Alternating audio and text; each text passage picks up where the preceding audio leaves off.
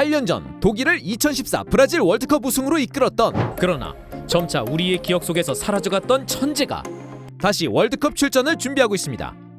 5년 만에 국가대표에 극적으로 재승선하며 2022 카타르 월드컵 독일 국가대표팀 엔트리에 포함된 마리오 괴체입니다.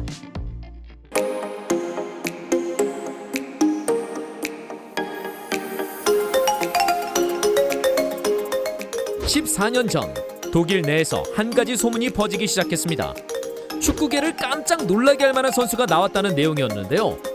소문의 주인공은 바로 도르트문트 유스팀에 있던 괴체였습니다.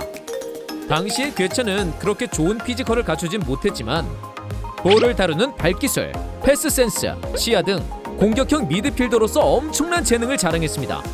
그리고 이 소문에 흥미를 느끼던 위르겐 클롭 감독이 괴체를 1군에 콜업하여 관찰을 시작했는데요. 이와 함께 90 시즌 리그에서 데뷔전을 치르게 해주는 등 기대감을 더욱 키워나갔습니다.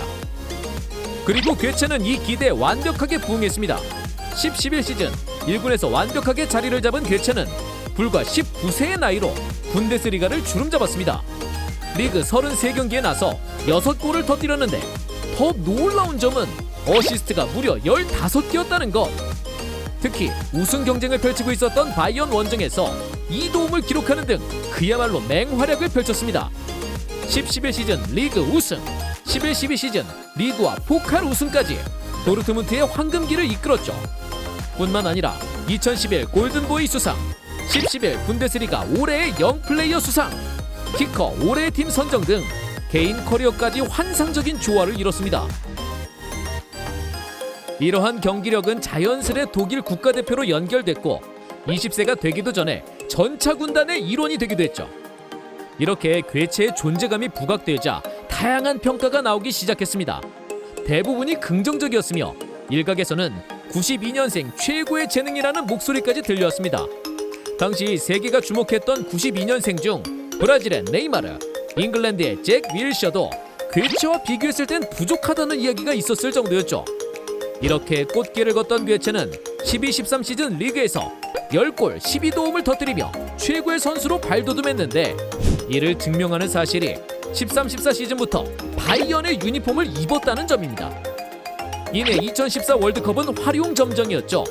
대회에서 선발과 후보를 오간 괴체는 아르헨티나와의 결승전에서 후반 막바지에 교체로 출전했습니다. 그리고 연장 후반 8분 독일을 챔피언으로 이끄는 결승골을 터뜨리며 주인공으로 등극! 이때 교체 투입을 결정한 레브 감독이 이런 말을 했다고 합니다. 너가 메시보다 뛰어나다는 것을 전 세계에 보여줘라. 정말 잠깐의 시간이지만 괴체는 이 믿음에 보답하는 멋진 득점을 해냈습니다.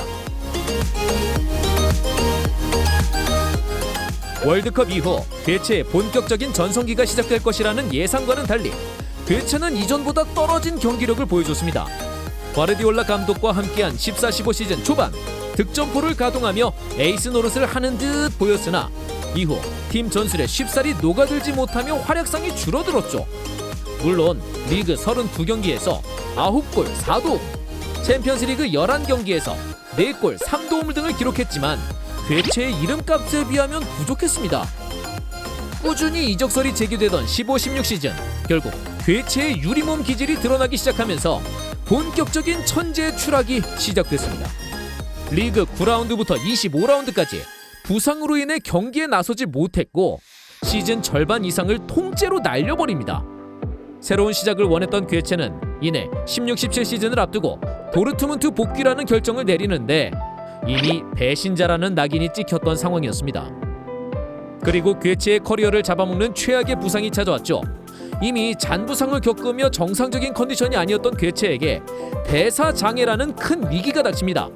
대사장애는 특별한 이유 없이 근육에 통증이 생기거나 피로감을 높이고 더 나아가 체중을 증가시키기도 하는데, 이런 질병에 걸린 괴체는 경기장을 밟지도 못했을 뿐더러 점점 살집이 늘어갔죠. 팬들은 이러한 추락을 보면서 자기 관리도 못하는 선수라고 비난을 하기도 했으며 언론조차 괴체의 미래는 어둡다라며 암울한 전망을 내놓았습니다. 특히 치료하는 과정에서 원인을 찾지 못하자 은퇴설까지 제기되는 등 최악의 흐름이었죠. 이렇게 한 명의 천재가 우리 곁을 떠나가는 듯 했습니다. 하지만 괴체는 끝없는 인고의 시간 끝에 17-18 시즌부터 필드를 누볐으나 이전만큼의 날카로움은 아니었습니다. 전체적으로 능력치가 다운그레이드된 모습이었죠. 물론 18-19 시즌 26경기에서 7골 7도움의 성적을 거두며 부활의 날갯짓을 펼쳤지만 19-20 시즌 부상과 부진이 재차 겹치며 리그 15경기 출전에 그쳤습니다. 결국 팀을 떠난다는 소식과 더불어 차기 행선지로 유럽 하부리그의 팀들이 거론되면서 괴체의 화려한 커리어는 이제 막을 내리는 것처럼 보였죠.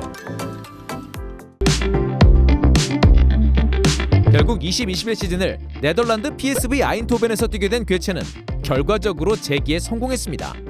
5라운드 지볼레와의 데뷔전에서 데뷔골을 성공시키며 기대감을 모은 것을 시작으로 시즌 총 25경기에서 7골 6도움을 기록했는데요.